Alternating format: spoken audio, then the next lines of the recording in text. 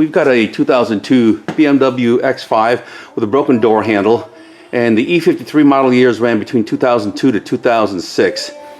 There are plenty of YouTube authors who already show you how to get access to the door handle, so we won't go over that. Let me show you quick how to correctly open the door handle without breaking it, so you have much more prolonged life. Put your thumb on this thumb rest and then pull the door handle.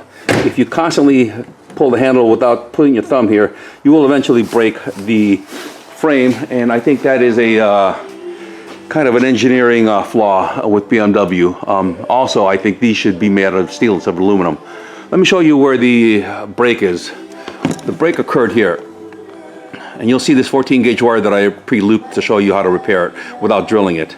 This is not supposed to be this loose. This is supposed to be completely sealed and encased. So to repair it without drilling it, because drilling takes time and it also may inherently make the frame weaker, is you're going to take 14 gauge wire and you're going to loop it through here. That's what it looks like on this side.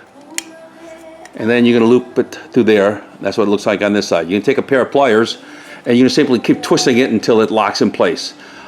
I'll show you the finished product because I did 2 of them already. Here's the finished product. This is what it looks like. You're going to tuck all this twisty ends down into this recess here. And the last thing you're going to do is you're going to take the spring which comes out and you're going to tuck it underneath.